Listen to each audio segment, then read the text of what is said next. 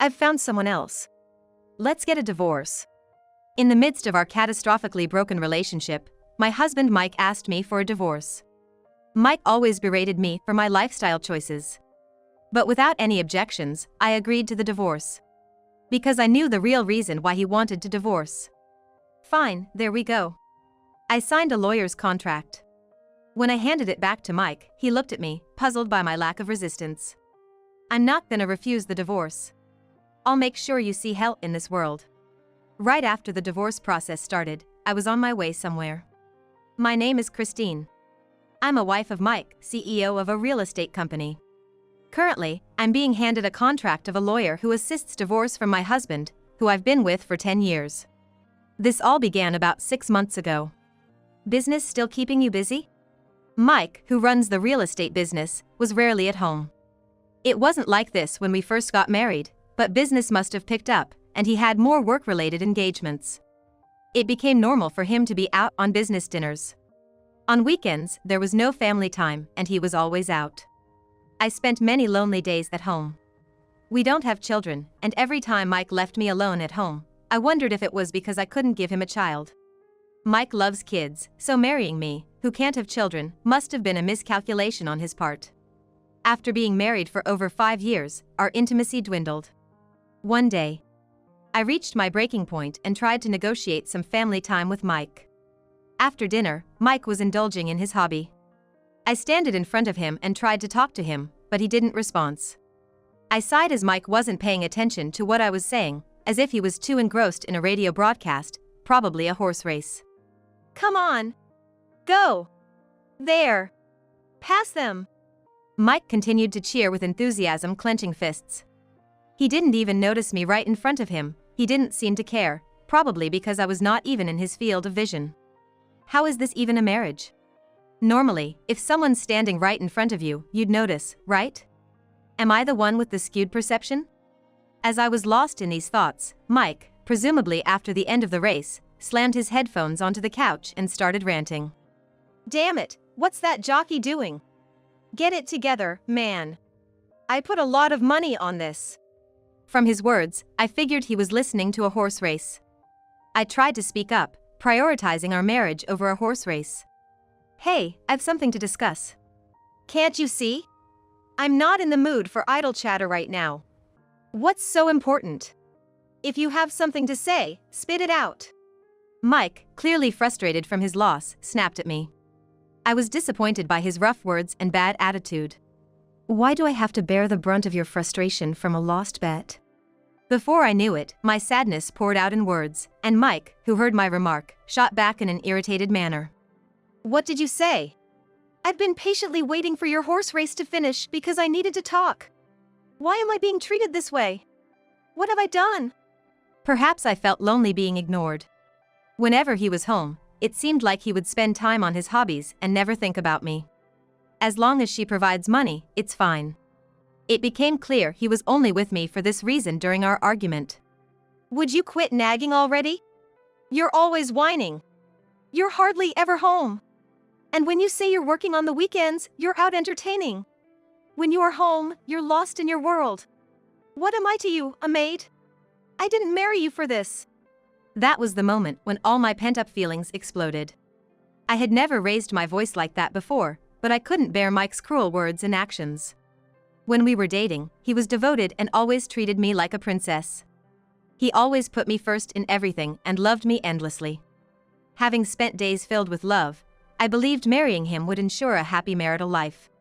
That's why I accepted his proposal. Initially, everyone was envious of our close relationship. Everyone was like, Mike is a catch, isn't he? Blessing our union, I thought the happiness would last.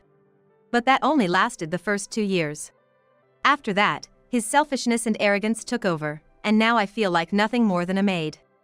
I'd cater to his picky eating without complaint, clean like I was being followed by an overly critical mother-in-law, and is subjected to strict checks as if not allowing even a single speck of dust. I've even endured being ridiculed in front of relatives because we couldn't have children. Thankfully, my real mom stepped in, but the bullying from Mike never stopped. I'd been insulted numerous times when we were alone. I endured these humiliating days because I remembered the kind Mike I fell in love with.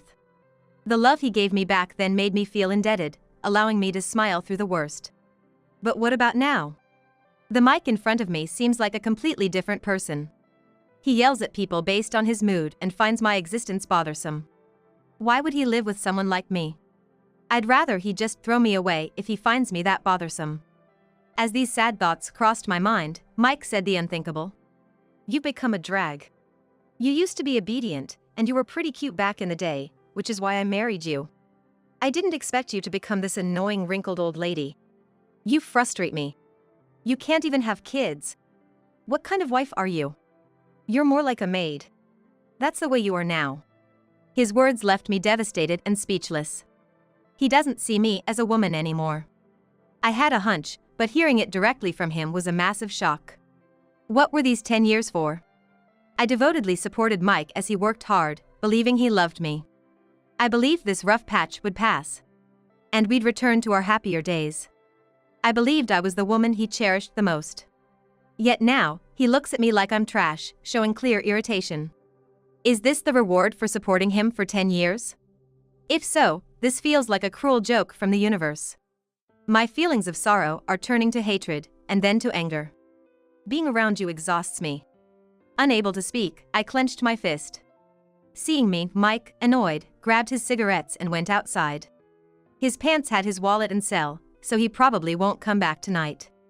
As I thought, he didn't return that night. Staring at the door Mike left from, I was dumbfounded. I remembered the fun times, the days when I felt happy. My memories flashed before my eyes, and soon, in the solitude, I found myself crying out loud. That fight caused a significant rift between Mike and me. Perhaps sick of seeing my face, he'd come home late and leave after just changing clothes. I was too scared to talk, fearing his sharp words. If he were to ask for a divorce, I'd have nowhere to go. My parents passed away in a car accident right after I got married. Within a year of losing both of them, I felt like an empty shell, completely devastated. The one who supported me through it all was Mike.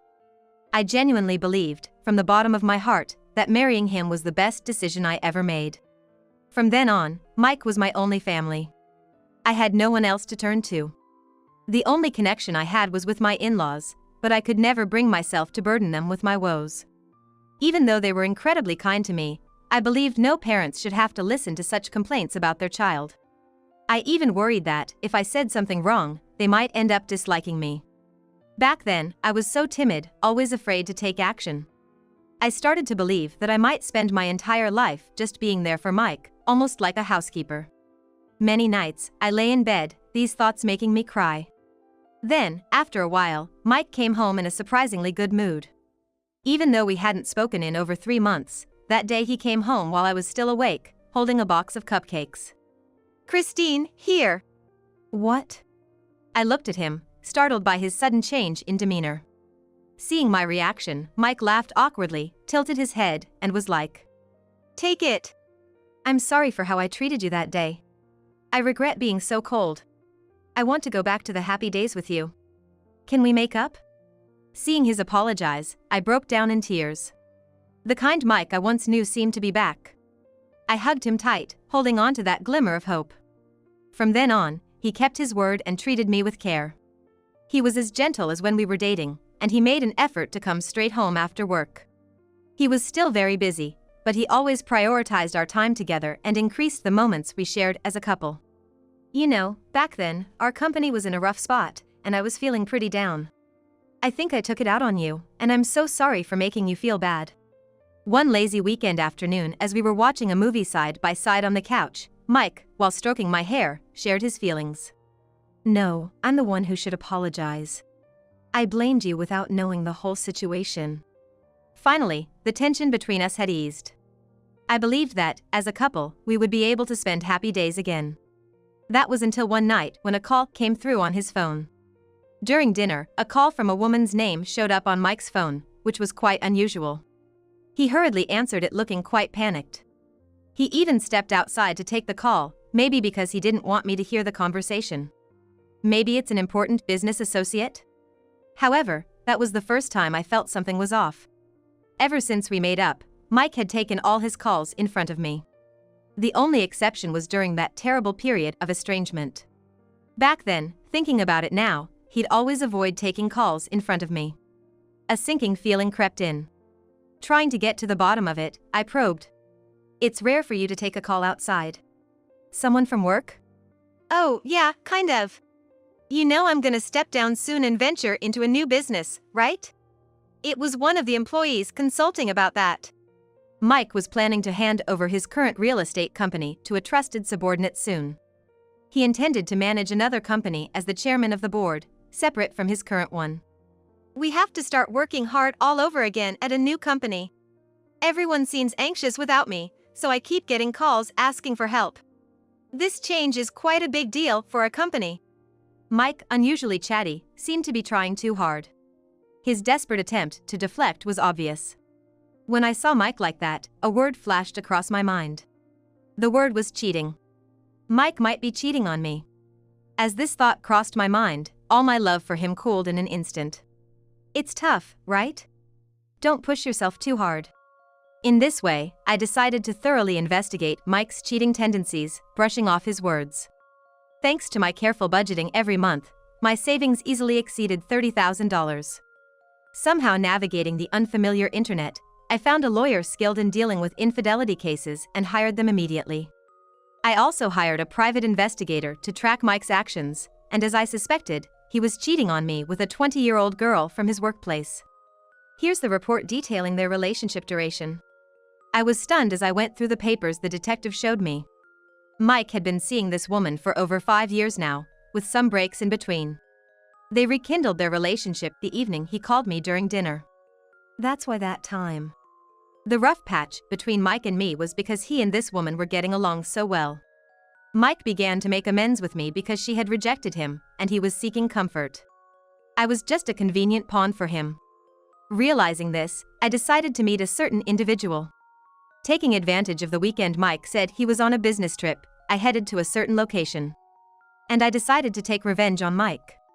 A while after his infidelity was exposed, Mike finally set up his new company. He smoothly stepped down as the CEO, and we celebrated with a lavish dinner at home. It's been tough being the boss, huh? It's gonna be even harder juggling both roles, but hang in there, okay?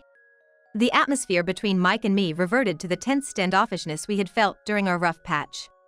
Because he and his affair partner were getting along well.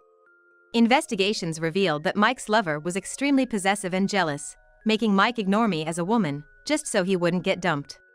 He deliberately created that atmosphere by being cold and distant, treating me like a punching bag when frustrated. She took advantage of the fact that I wasn't on social media and spilled everything on her own accounts. The detective found this, giving away all their thoughts. Thanks to this, I had all the evidence I needed. Now, all that was left was. While I was thinking about this, an irritated Mike let out a deep sigh and handed me a piece of paper. "I don't want to eat your cooking. Wasting money on this, do you even realize who keeps you afloat? I wasn't giving you money every month for you to waste it like this." Mike stared at me furiously. But his gaze didn't intimidate me. I looked down at the piece of paper he handed me, and the word divorce jumped out at me. "I've found someone else. Let's get a divorce." Mike, without any shame, demanded a divorce as if it was a given. He probably thought that, with the mental toll of the past 6 months, I'd accept a divorce readily. Though I saw right through him, I chose to remain silent. "Fine. There we go." I quickly handed a signed contract of a lawyer who assists divorce back to him with a big smile. Seeing this, Mike was dumbfounded. He seemed to want to ask why so easy, but before he could, I began packing. But since I had seen his lover's social media and knew he was going to ask me for a divorce today, all I had to prepare was a bag with my essentials. I'll arrange for the movers myself. Let's settle the rest through our lawyers. Goodbye. Ignoring Mike's attempts to call me back, I swiftly left the house where, despite its hellish atmosphere, I had undoubtedly shared some happy moments. I say goodbye to the house and to a certain place. The next day, I called the company where Mike's lover worked. His cheating partner was an employee at the main branch where Mike was, and she was a new employee who had just joined the company. They made a mistake after a drinking party which led to their relationship. She's been pregnant for 5 months. The child she's carrying must be Mike's. That's what the two of them are probably thinking. To confront them with the shocking truth, I decided to call them over. Please come to the chairman's house tonight. I need to talk to you. The time is. I named her lover specifically over the phone and just passed on that message to her, who responded. Then, without any further conversation, I hung up and decided to wait for the night to deepen. The two arrived at the chairman's house at the agreed time. Mike, looking furious, stormed in. Perhaps he'd received frantic calls from his family home. "Hey, Mom! What's going on? Why didn't you answer the phone? What's this?" The moment Mike entered the living room, he loudly confronted his mother. But as soon as he saw the strange scene inside, both he and his lover were visibly shaken. "Don't you get it by looking? I thought we'd all have a nice dinner together. I invited some of your relatives." The representatives of the Smith family were there, sipping whiskey and waiting for their return. Mike.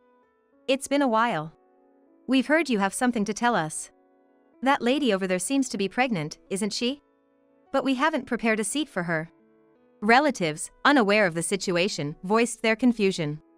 However, only Mike's parents stayed calm, looking at Mike and his cheating partner with a gentle gaze.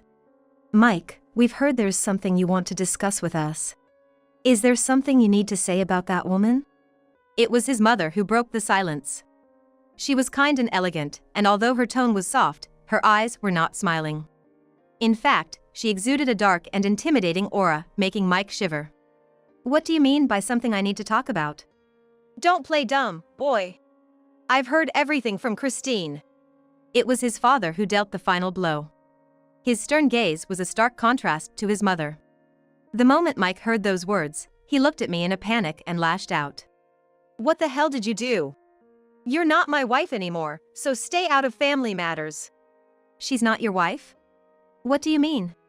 Thanks to Mike's slip of the tongue, everyone from the Smith family looked at him with puzzled expressions, questioning his words. He's a really stupid man to push himself even further into his own situation. How did I ever fall for someone like him? While I was lost in my thoughts, his furious mother spoke out. "How could you disregard such a wonderful wife and flirt around with other women? You're a disgrace to the Smith family. Realize your own foolishness." The mother-in-law, dressed in a formal dress, had the dignity of an old-school matriarch. Everyone was overwhelmed by her presence. The harsh words from her must have been terrifying for Mike. He was so overwhelmed that he fell backward onto his behind. "You thought you managed a smooth divorce? Please, don't underestimate me. I've already gotten permission from your parents to demand the division of property. They've said they'd like to maintain a good relationship with me and kick you out of the Smith family." I approached the reeling Mike and whispered these words so only he could hear, showing him a sly smile. That day, I had tearfully explained everything to my in-laws. The moment I showed them all the evidence, they supported and comforted me. "We never thought our son would do something so pathetic. Thank you for telling us, Christine. We're sorry for all the pain we've caused you." Thanks to the warmth of my in-laws, I felt genuine human kindness for the first time in a long while. Then, they happily cooperated with my plan. They informed all the relatives who had celebrated our marriage of the situation, ensuring no one would side with Mike. They had gathered everyone for this. "Please never set foot in this house again. I don't ever want to see your face." His mother was like, "That's a shame." Over and over again. Given the close bond between his father and his mother, cheating was unthinkable for them. The fact that their son had done it must have angered them immensely. "Oh, I almost forgot." I turned to the mistress, who was watching the scene in shock. She looked at me with fearful eyes. To comfort her, I smiled gently, handed her a medical report, and revealed the shocking truth. "You know that kid isn't Mike's, right?" I dropped that bombshell, and his mistress looked stunned and panicked. Mike turned to us, trying to figure out what was going on. "Mike and I had trouble conceiving. We got tested right before our divorce. Turns out, I'm perfectly fine. The problem was with Mike. The reason we couldn't have kids was because he's infertile." The medical report confirmed my statement wasn't a lie. "How did you get pregnant with a child from infertile Mike? I'd love to know how you pulled that off. Care to enlighten me?" I teased them with a playful tone, and the color drained from the mistress's face. Mike, in a fit of rage, began to confront her. He had to be held back by his father and the other men. I successfully drove a wedge between Mike and his mistress, leading them to break up. She ended up raising the child alone, while Mike begged to come back to me, but of course, I turned him away. I also proceeded with the divorce and got a decent chunk of change from the division of property through my lawyer. Presented with all the evidence, Mike was utterly defeated and complied with everything the lawyer demanded. After that, with the help of Mike's parents, I began working as a secretary in a company owned by his father. If there's anything we can do to help, just let us know. It's not about making amends for him. We truly see you as our daughter, Christine. His mother thanked me for seeking their counsel during those times. Even though you were going through so much, you were always kind to us. We looked forward to your letters and gifts, always hoping you'd visit us soon. She said, showing me the letters and dried flowers I had sent, which she stored carefully in a keepsake box. You can always lean on us if you want. Don't be shy, consider this your second home. Mike, who was disowned, was not allowed to even set foot in the Smith residence. By a month's time, he stopped trying to forcibly visit. Now that things have settled, I live with his parents. His mother, concerned about me living alone, invited me to stay. Why don't you become our adopted daughter? They loved me so much and now I live happily with them, just like their own daughter.